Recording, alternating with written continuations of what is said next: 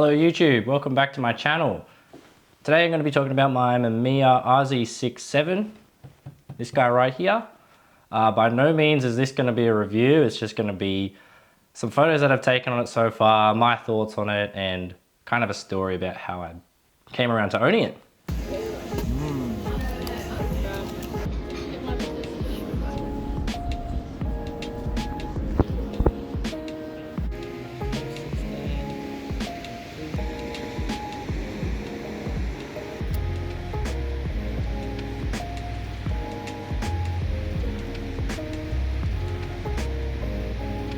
So this camera here was a Facebook Marketplace find. It was definitely not a planned purchase, like most Facebook Marketplace purchases for myself. Yeah, the previous owner didn't really shoot on it. I think his main reason for that was because it was a bit too big for what he was trying to shoot. So I scooped it up for a pretty good deal. I managed to get 2 film backs for it, as well as this eye-level prism finder.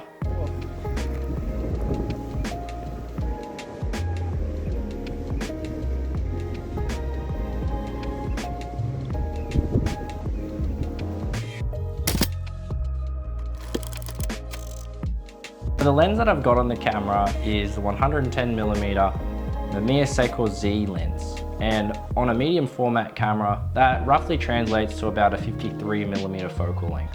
What this lens I find really excels at is portraiture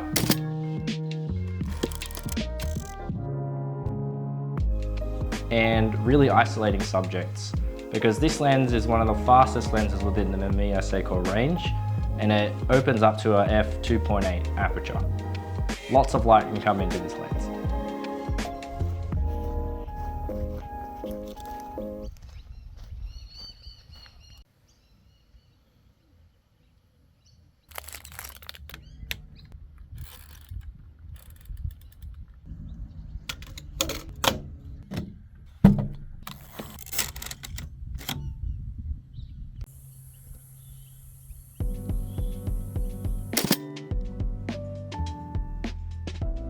Some of the things I love about this camera are the shutter sound.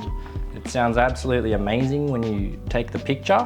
The rotating back on this camera is also really cool, so I can immediately go from shooting at a landscape level to a portrait. The viewfinder options for this camera usually stem between the eye level prism finders or the waist level finders.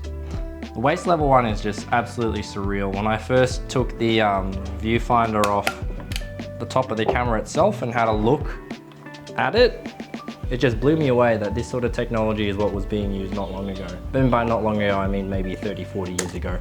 I personally find it quite difficult shooting from the waist. My monkey brain just can't quite wrap my head around everything being in reverse, so when I'm moving left, things are turning right and all that sort of stuff, and I just find that tricky, so I've stuck with using the eye level finder. The image quality in this camera is amazing. I've taken a number of photos on this now, and I'd say about 80% of the photos I've taken just hit different compared to 35mm cameras or even digital cameras that I've used so far. By no means am I an expert. I've only ever used this medium format camera, but every time I use it, it is such a pleasure to get the results back. Another thing I found with this camera is that there's a big community around the RZ and RB platforms. So there's a lot of advice out there for people like me who may not know everything there is about the camera.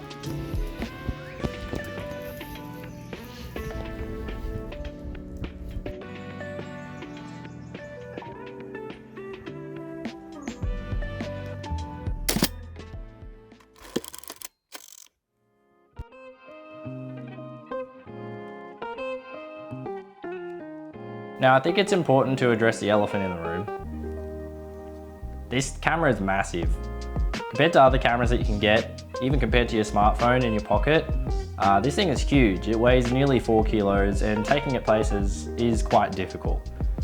This is probably the biggest thing I dislike about it, just the size and the weight of it.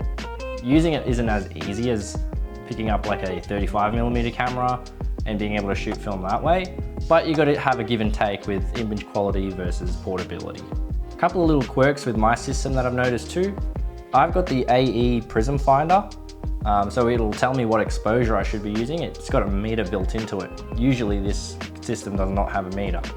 For me to use that meter, I have to very, very carefully half press the shutter button, which is here. And I have accidentally taken the photo when trying to use the meter in this way. So that's something that I've found quite difficult to navigate. Another quirk that I've found for my system, I'm not sure if it's the same for all of them, but if I have my focus set to infinity, so the largest focus there is, and the bellows are completely retracted like this, sometimes the shutter aperture blades get stuck, and I do need to throw focus a little bit to get it to actuate. What this resulted in with the first few rolls that I put through this system is some images that are super blurry, or some of them are just super blown out because the shutter gets stuck open and then it's letting in more light than it needs to. That's an expensive mistake. Now with all that out of the way, I'm gonna give you a kind of detailed look at the system itself and how to use it. Once again, by no means is this a review, this is just how I personally use it day to day. This camera's so large, I need the space, so this is what I'm gonna work with. I'm gonna show you how I shoot with my Mamiya. So this is the camera itself. As you can see, it's quite big. Shutter button is here.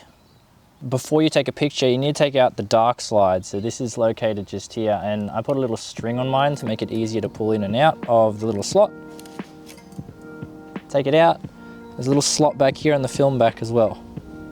Here to put it. Now that the dark side's been removed, looking here, there are switches.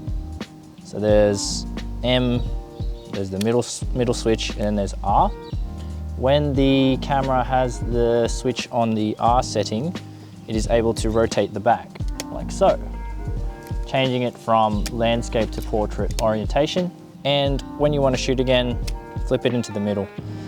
The way I understand these is that when the switch is in the middle, it'll operate both the mirror and the advance system within the film back. When it's just on M, it is on mirror only. So this will let me do double exposures if I really want to do that sort of thing.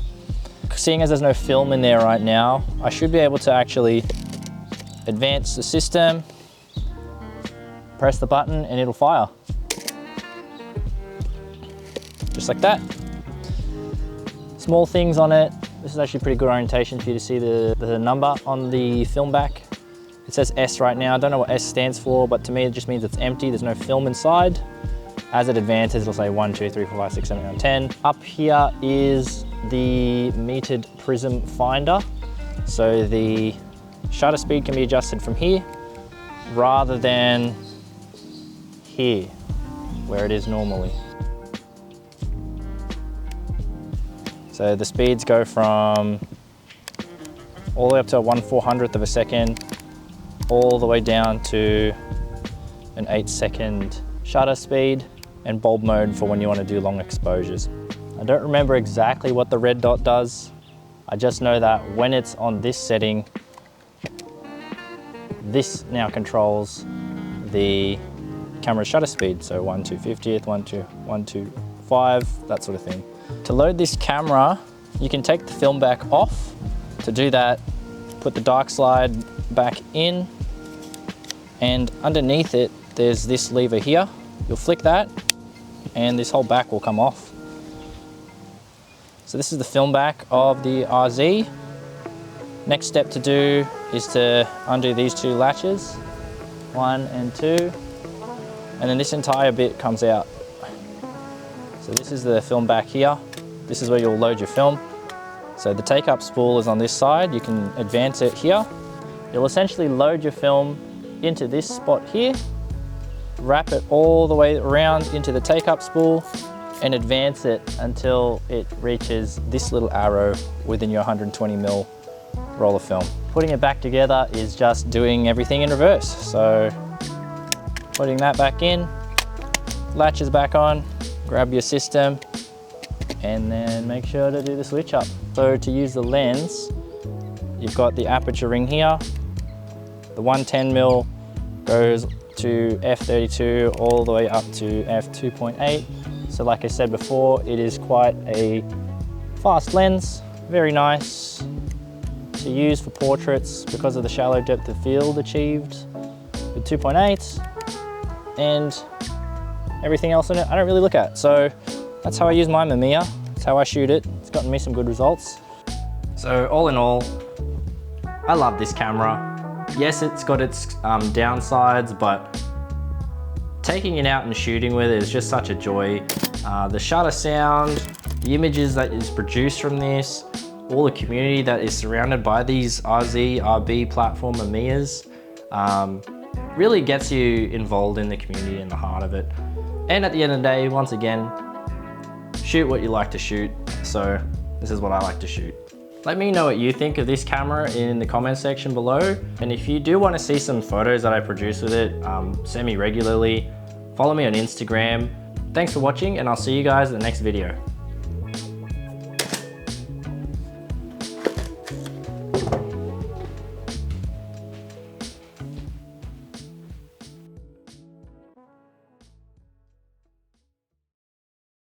Something that you don't really ever see unless you see it. What the heck? Cut quick Google searches about this camera before. According to Wikipedia, a camera is an optical instrument used to capture and store images and videos, either digitally via an electronic image sensor or chemically via a light-sensitive material such as photographic film. Thanks, Google.